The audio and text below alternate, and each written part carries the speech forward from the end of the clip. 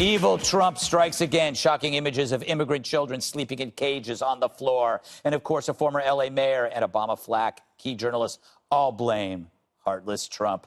But not so fast, everyone. Turns out these pictures were 4 years old when their hero, Obama, was in charge.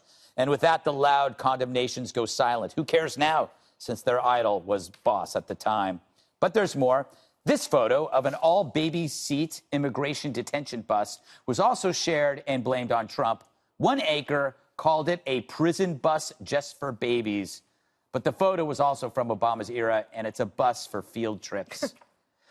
And did you hear the widely shared claim about 1,500 immigrant kids that were separated from mom and dad, again, by evil Trump? Lie. These children actually arrived alone, minus their parents, and then were placed among sponsors. The government had lost track of them, which says something about the system that Trump actually wants to fix. And so as Trump cements his agenda through significant legislation, these folks have the vapors over imaginary discrimination. But if you can't blame him for that, what's next? Ebola? Malaria? Your lousy love life? And they accuse Trump of spreading baloney. The media can't even check the date on a photo. And that's their job, to check facts. It's all the usual suspects, identity activists, the paranoids in pajamas. You know, the New York Times. Fake news is now no longer a catchphrase. It's a brand. I have an idea. Dana, where is it? Shoot, I lost it. Somewhere. Oh. Beautiful mind notes. So many Oh, ideas. here it is. Yeah.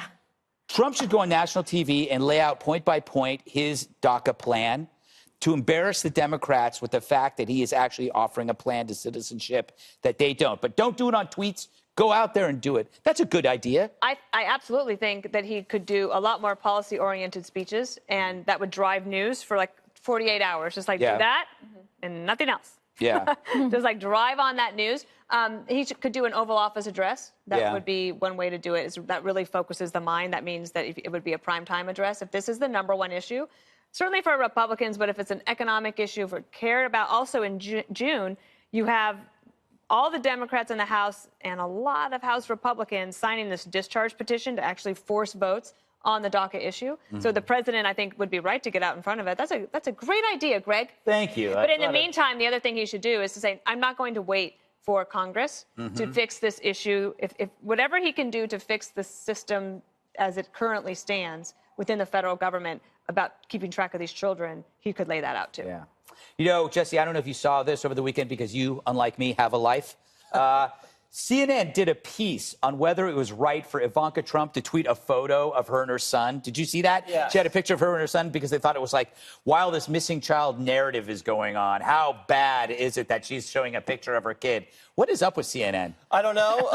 I don't think they know what's up with themselves, but I didn't really look at the BlackBerry a lot or iPhone this weekend. I tried to unplug. I didn't. And then every time I did dial in and check it out, the media was screwing up. Every single time, whether it was Ivanka or this. And I was listening to Limbaugh, which was a lot of fun, Marie, on the drive back from the shore. I wasn't. And he was talking about this story, about the photos, and he had a great line. He said, the Democrats keep getting hit square between the eyes, and they don't even realize it. And think about it. You have this. You have the Russia investigation, you have the kneeling, you have the opposing the tax cuts. Everything keeps backfiring on the Democrats.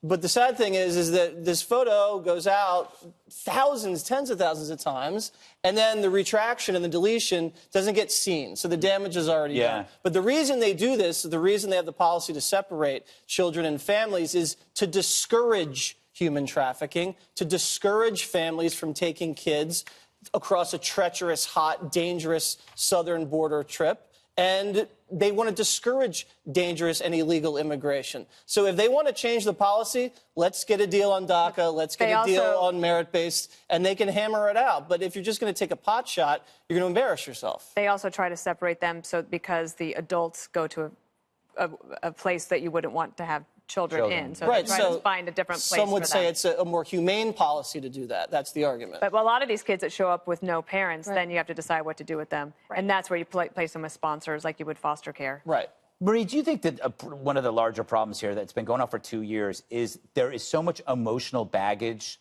about Trump from the Democrats that they can't... So their confirmation bias forces them to just see everything like it's got to be his fault, it's got to be his fault, and they haven't yet been able to shake that? Well, I think you could say the same about conservatives and Barack Obama or Hillary Clinton, right? Maybe. We're all on opposing sides. And They're both evil, you know. Right. I've heard that a few times on this show. Not on Fox. Never from you, Jesse, because I don't listen to Limbaugh, sorry. Your loss. Here's the thing, though. On the immigration issue itself, it is incredibly emotional because these are real people's lives. And as Jesse just mentioned, they're very dangerous conditions. When you have unaccompanied minors showing up at the border, this is a heartbreaking situation. So I think that part of the challenge is both sides have gone to such extremes now that the space for a deal on DACA or on any of this is increasingly shrinking, especially in a midterm year. If President Trump went out and gave an address that was somewhere down the middle, that had a DACA fix but got some border security and tried to bring both sides together, I, depending on what it said, would probably think that's a good idea. The challenge is the Republican Congress isn't on the same page, particularly in the House, particularly in a midterm year. So now we're in a situation where the Trump administration has separated 800 children from their parents since October for often good reasons, sometimes not. And what do we do now? Where are these 1,500 children? This is heartbreaking. And no one in this political climate, it seems like, is trying to actually It's hard to fix find it, a lot of the particularly in kids this administration. You should be a sponsor. I volunteer you.